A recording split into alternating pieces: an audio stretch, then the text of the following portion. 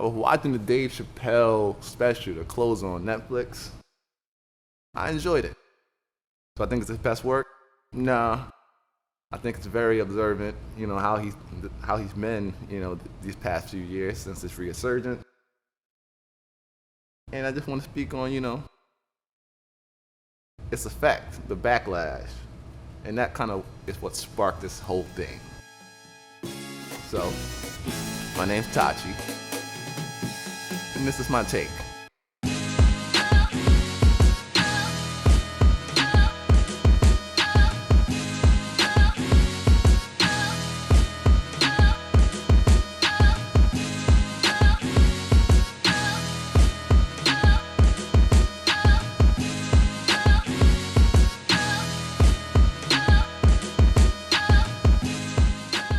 So there's this saying I really like from this TV show called The Wire. You may or may not have seen it. So it comes from the character named Marlo Stanfield, who's kind of like a kingpin.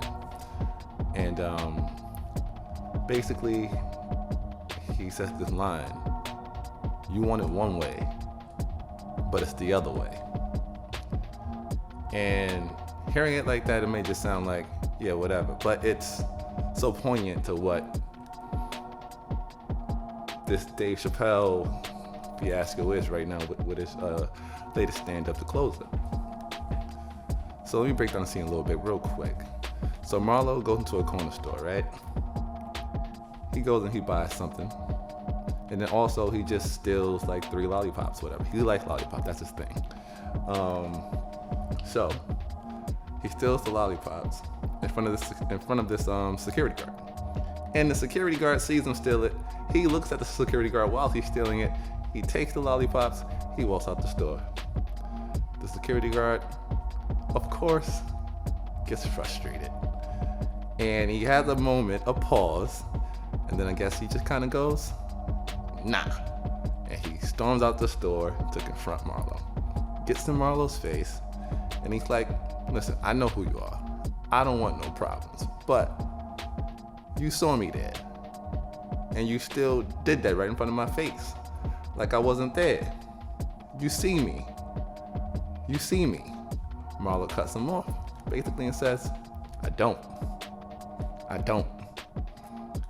Security guard gets frustrated, and he's venting to him. He's saying, listen, you think I want to wake up every morning, put on this suit, come stand here and do this? You think I'm proud of what I'm doing? Have some respect for me as a man, yada, yada, yada. Marlo cuts him off and says, oh, you want it one way. You want it one way. Security guard is getting flustered. He's getting upset. He's like, listen, I told you I don't want no problems. I'm just saying. Marlo cuts him off again. No, you want it one way. You want it one way. But it's the other way. And he walks off, gets in his SUV and dips. Essentially, that right there is kind of everything. Everything in one short sentence. Yes, on a regular day, maybe 100 people come in and see him, and they, I guess, behave or whatever. They do what they're supposed to do, and they walk out. But then it's gonna be those times when a Marlo walks in the store, just a person in general. I don't care. This is gonna happen. You thought it was gonna be this way, but it's gonna be this way today. And you have to live with that and deal with that. Because it can't be just one way. And that is kind of the theme of this conversation I'm about to have with you guys. The idea that we're in a place where we want things one way, and when it's the other way, we don't know how to deal with it. So with Chappelle's latest stand-up, The Closer, it's been a lot of controversy. We all know it. If you haven't seen the stand-up yet, either you don't want to see it, or you're just really busy. But it's been a lot of backlash from the trans community, as a whole, due to the fact that Chappelle themed his stand-up around, that issue. After the last few stand-ups he has done the same. Sticks and Stones was the big kickoff to that, really, where he started really getting that backlash. And it seems to be that the trans community wants it one way. Chappelle mentioned himself during the stand-up. Hey, I make jokes about blacks, whites, poor, yada yada yada. Everyone laugh. It's all good. It's everything's peachy keen. There might be some people who are like, that's fucked up, and that's about it. I make the same type of jokes. Now it's towards the trans community, the transgender jokes. It's a problem. Now he's punching down. Now he's bullying.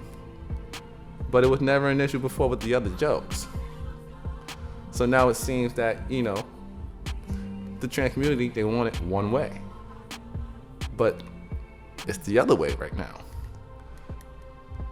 So overall though, if we look at the stand-up as a whole, which is the problem, because we haven't watched the stand-up, it's not something that's been, you know, seen by the people that are complaining about it. So there are people within their own space complaining about something that they either refuse to watch or they've just watched clips, and the people that watch the clips are informing the people that haven't watched it at all. And this is where they're piecing together this piece of work. You can't watch something in clips or hear something in hearsay and take a line or take a bit out and then try to analyze that bit when it's a piece of a puzzle that all goes together. You can't forsake Dave and his stand-up if you didn't watch the stand-up. If you didn't sit there and go through it and see the themes and see the times where he was apologizing, basically, where he's basically saying, I just want to speak my piece. You guys can speak your piece, and we can all be peaceful. There's no malice to it. One, they're jokes. Two, it's observational humor. Three, you don't have to watch this stuff.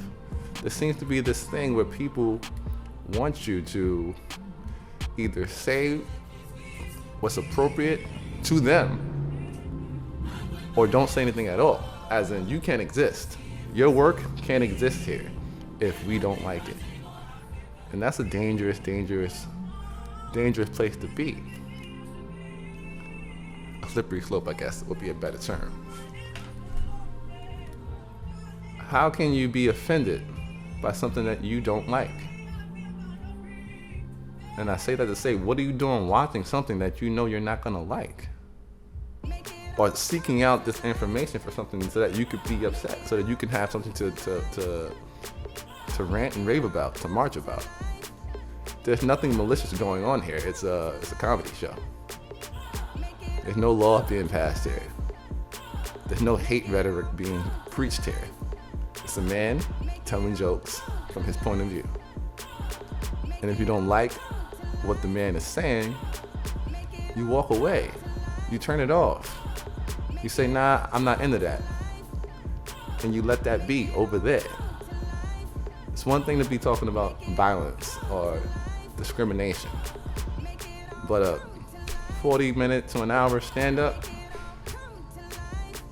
that really wasn't about you or anybody you know, but you decided to take it on that way, to carry it like that. Is that really Dave Chappelle's fault?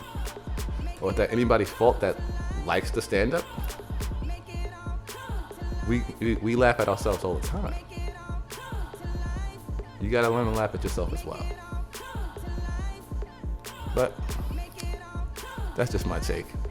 I would say watch the stand-up, give it a chance. If anything you can take from that stand-up, it's an observation, a point of view. And you go, okay, you put that in your bag and you go, okay, that's something I didn't think about or know. Or you throw it in the trash and say, that's something I never needed. It's all a learning experience at the end of the day. But that's it. I was thinking to go into the stand up and pick it apart, but I don't think I'll do that on this. Just a small observation that I'm seeing on Twitter, you know, the rhetoric that I'm seeing, the backlash. Because backlash is always interesting. because especially on Twitter, it seems to come from a place of boredom. Issues that you don't really care about, or you never would have cared about, and you've been riled up, a battery's been put in your back to pay something attention that you would have never paid attention to regardless, because it's irrelevant to your life. So, take it how you take it. I'm Tahchee, and that's just my take. Peace. 12 by 6.